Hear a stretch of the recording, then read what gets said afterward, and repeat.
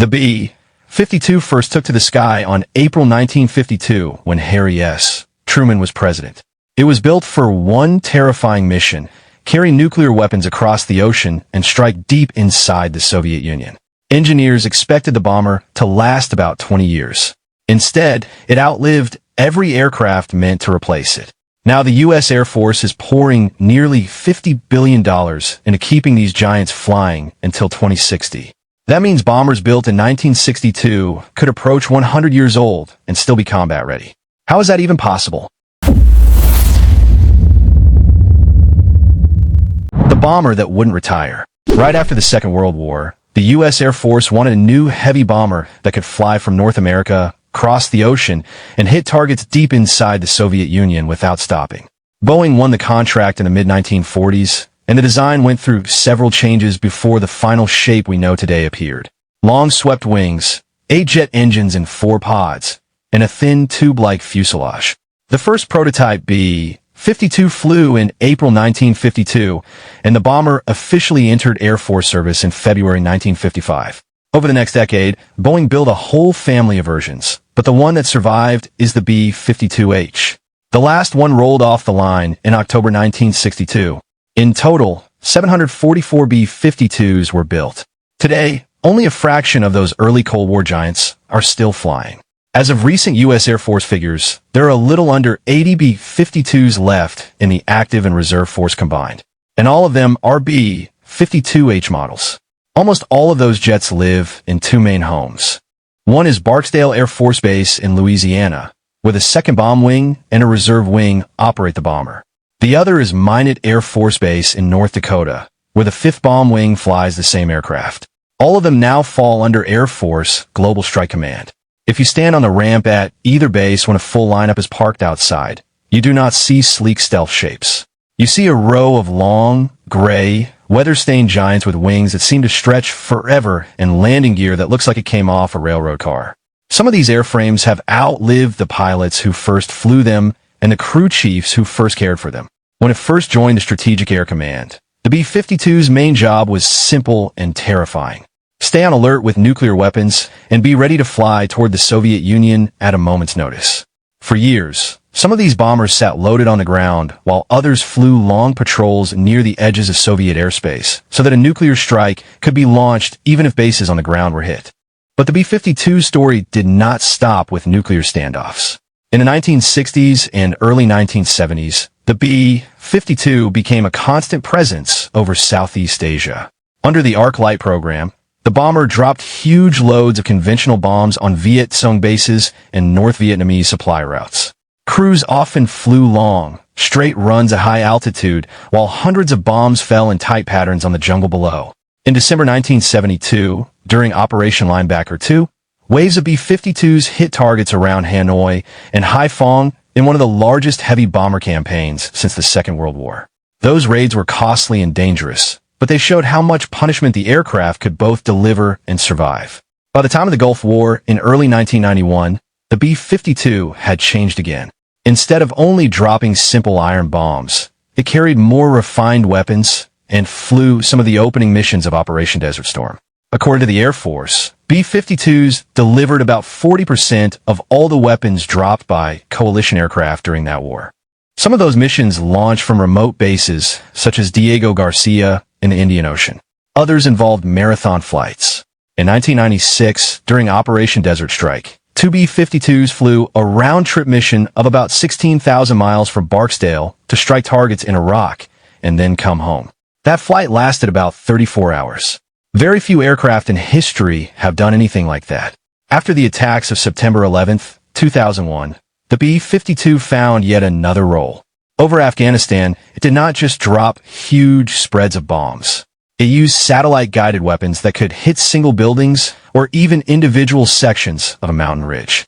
Air Force historians described the bomber orbiting high above the battlefield, while small teams of troops on the ground called in precise strikes.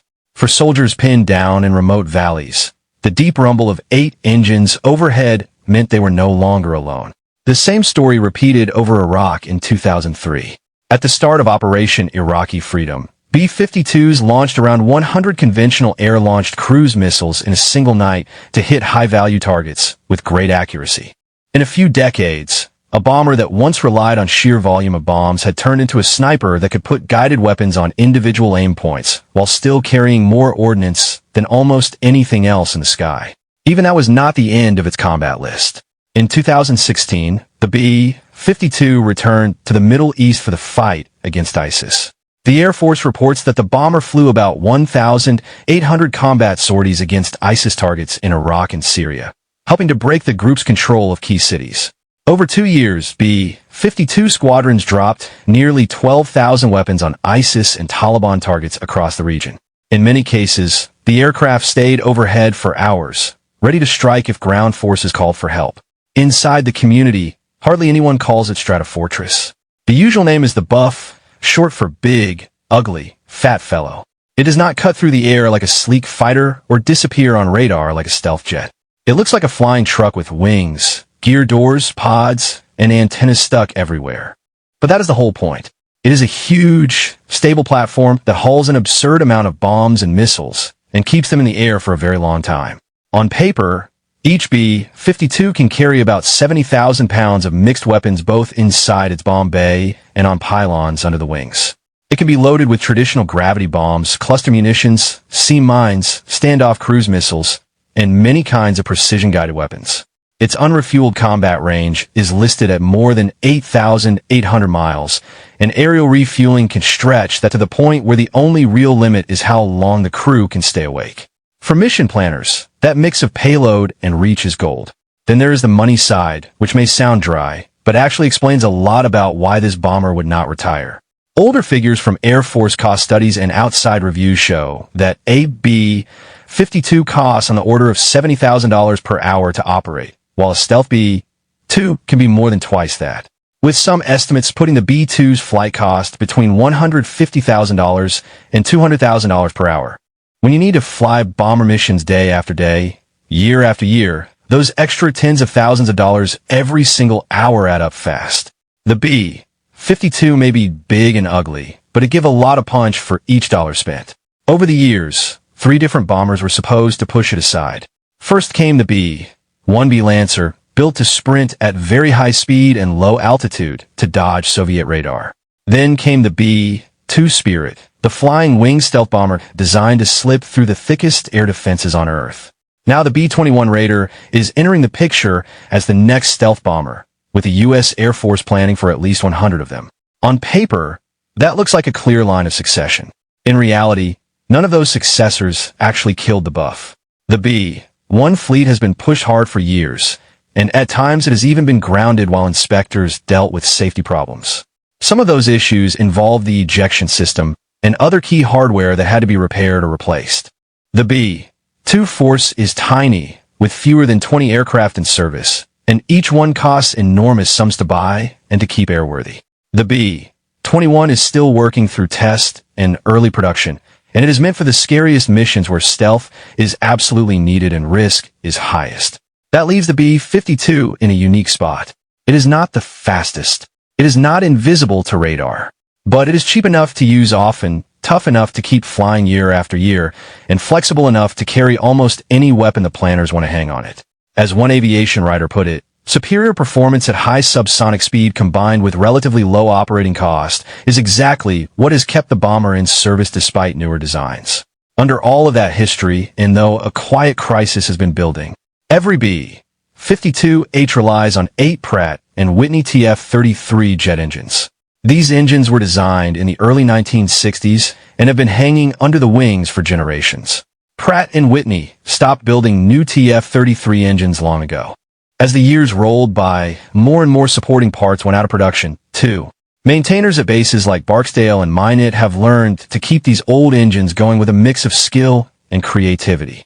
But in recent years, that creativity has had to stretch further than anyone is comfortable with.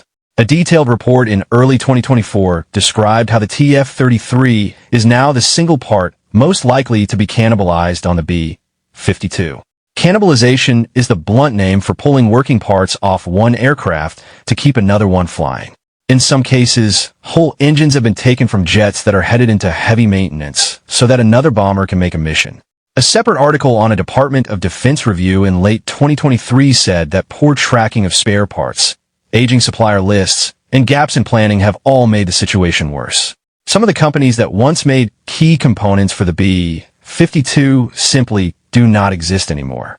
The result is more time with jets sitting on the ground, waiting for parts, and more pressure on maintainers to shuffle hardware around just to keep enough aircraft ready to meet daily demands. For a long time, this hidden struggle was just part of life around the buff. The bomber kept flying combat missions, training sorties, and long theater patrols while crews and mechanics quietly paid the price in long hours and clever workarounds. But engines that date back to the Kennedy era can only be stretched so far. Even the Air Force and engine maker have said that support for the TF-33 cannot go on forever. That is the point where this old bomber finally hit a wall. The Air Force could either start planning the funeral and let the B-52 fade into museums and scrapyards, or it could try something much bolder.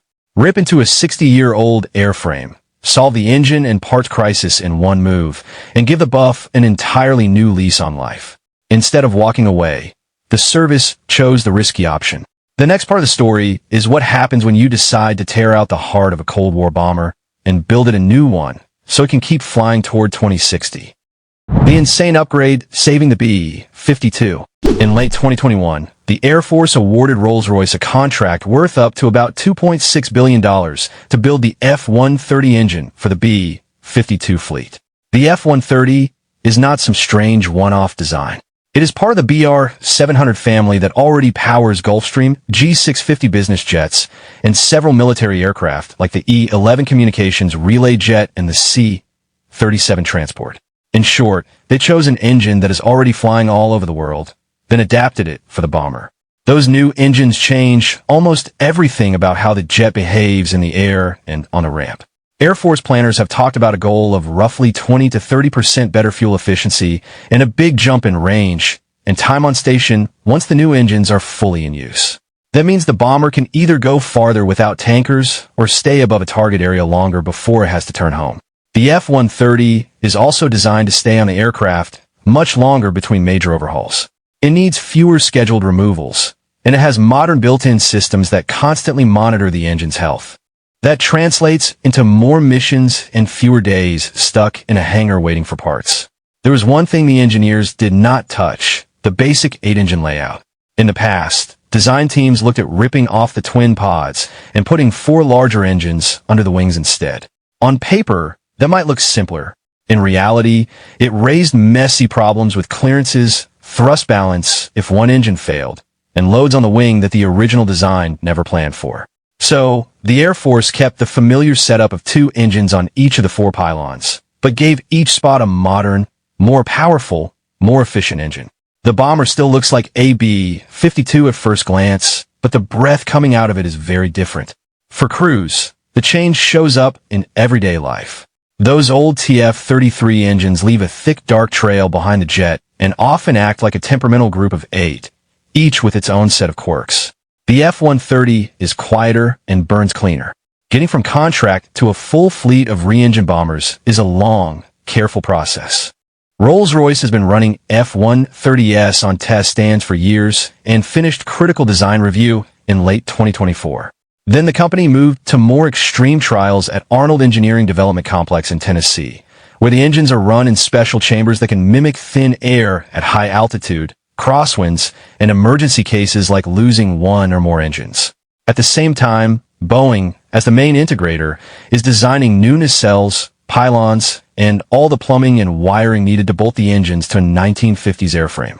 The first B-52 test aircraft with F-130s is planned to fly later in the decade. Government watchdogs now say that the combined upgrade package that turns the bomber into the B-52J is not expected to reach initial combat use until around the year 2033, roughly 3 years later than first planned. If the engines are the new heart, the radar in the front of the jet is the new set of eyes. The current mechanical radar in the B-52 dates back decades and sweeps back and forth like a lighthouse beam. The new system from Raytheon is an active electronically scanned array, often called an AESA. Instead of one big dish moving around, it uses thousands of tiny transmit and receive modules that steer the beam electronically. That means it can look at the ground, track moving targets, and watch the sky all at the same time without any heavy parts swinging back and forth. It is based on the same family as the APG-79 radar used in modern Navy fighters, but scaled and tuned for the bomber. Raytheon delivered the first AESA radar chipset for the B-52 to Boeing in 2023 for use in lab work and fit checks. In December of 2025, Boeing handed over the first B-52 with a new radar installed to the Air Force, and the jet ferried from San Antonio to Edwards Air Force Base in California for a long series of ground and flight tests. For the crew, the new radar is about finally having a sensor that can pick out ships, vehicles, and terrain in bad weather, at night, and over long distances with far more detail. Reports from the test community say the bomber will be able to track moving targets on the ground, create very sharp maps of coastlines and cities, and help guide the smart weapons it already carries to their targets. Behind that nose, the cockpit is also changing. The current layout dates back to the age of steam gauges, when each system had its own needle and dial. Over the last decade, the Air Force has been rolling in the Combat Network Communications Technology package, often called Connect, which brought in new computers, color displays for moving maps, and digital radios. The new round of upgrades builds on that spine and goes further, swapping many of the old instruments for glass screens that can show engine data, radar feeds, threat warnings, and weapon status on a handful of big, easy-to-read panels. The communication side is getting a serious lift as well. With Connect and follow-on work, the bomber can use modern radios like the ARC-210 to send and receive voice and data across long distances, and it is being wired to use Link 16 and other data links. In the past, crews often had to copy new target coordinates by hand from scratchy voice calls, then quickly enter them into the weapon systems while under pressure. With the new digital backbone, updated maps, threat reports, and new target points can arrive as data and appear directly on the crew's displays. It turns a bomber that once had to rely on outdated information into one that can stay connected to the latest situation as it flies. This network link is a quiet but important part of the upgrade. The Air Force likes to talk about a future where jets, ships, satellites, and ground units all share one common picture, sometimes using the label Joint All-Domain Command and Control. For the B-52J, that big idea shows up in simple ways. Being able to pass targeting data to and from other aircraft, seeing where friendly fighters and ships are without asking on the radio, and letting distant command centers ask the bomber in real time if a higher priority target appears. Under the belly, the weapons bay is getting smarter too. For many years, the bomber had to hang most of its guided weapons outside on the wings, even though it has a large bomb bay inside the fuselage. The problem was that the wiring and launcher inside were built for simple freefall bombs and nuclear stores, not smart weapons that talk to the jet. The solution is something called the MIL-STD-1760 Internal Weapons Bay Upgrade.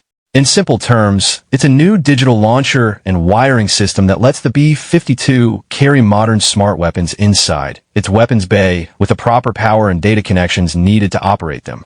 With that kit installed, the bomber can load 8 2,000-pound Joint Direct Attack munition bombs inside the bay.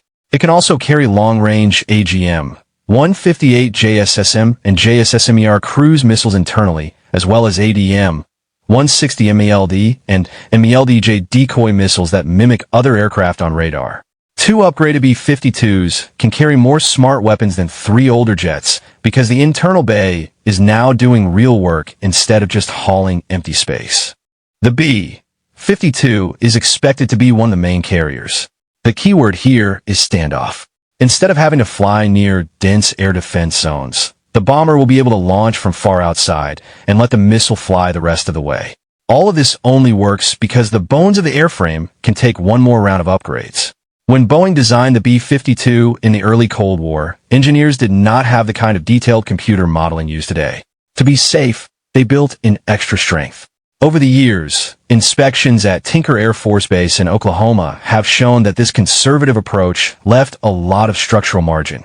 Every few years, each jet goes to the depot there, where workers strip it down, check the wings, fuselage, and key joints for cracks and corrosion, fix what they find, and then send the bomber back out with fresh life in the structure.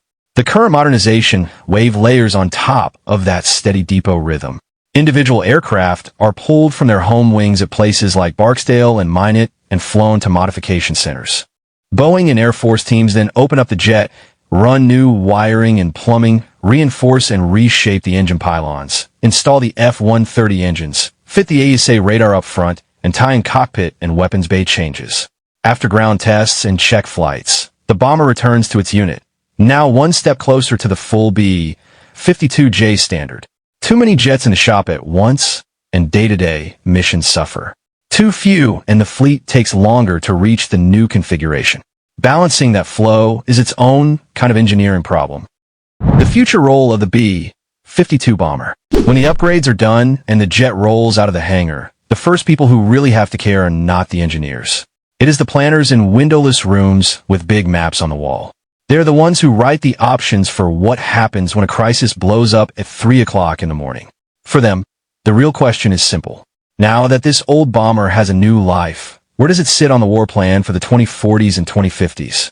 Inside places like the Pentagon and the big regional commands, they like to talk about options. If there's trouble in one part of the world, what tools can you send? How fast, and with what message? The upgraded B-52J shows up on more than one line of that menu. It could be a visible show of force, a long-range strike platform, a nuclear signal, or a quiet backup in case other plans fail. Very few aircraft tick that many boxes at the same time, which is why planners keep it in the mix even as newer stealth bombers arrive. You can see how this plays out first in the Pacific. That region is full of long stretches of ocean and tight flashpoints around places like Taiwan, the East China Sea, and the South China Sea. China and Russia now fly their own bomber patrols in those waters, sometimes together, to show off their reach and to test how Japan and the United States react. When Washington wants to answer without firing a shot, one of the easiest moves is to send a pair of B-52s out over the sea to fly with Allied fighters.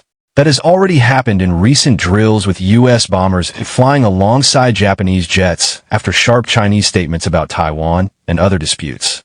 In those kinds of days, the bomber does not need to cross any lines or push into thick air defenses. It can cruise high and far from shore, escorted by local fighters, while everyone in the region watches the radar tracks and the social media clips. The message is very basic. There is a heavy U.S. strike platform in theater, and it can stay there as long as it needs to. The upgraded engines and systems just make that easier to do more often and for longer stretches, so planners can keep it on the board as a steady option instead of a rare one-off gesture. The same pattern shows up over Europe and the Arctic. In recent years, B-52s have rotated through Royal Air Force Fairford in the United Kingdom for Bomber Task Force deployments. From there, they have flown training routes over places like the Baltic and the Black Sea, sometimes with Allied fighters from several nations in formation. Before Russia's full invasion of Ukraine in 2022, four bombers from Minot Air Force Base arrived in Britain as part of the buildup. Analysts later pointed out that of all the U.S. tools, the B-52 was chosen because it is a very clear, very public symbol that can be moved quickly and seen by friend and foe alike. For Allied leaders, that visibility is the whole point.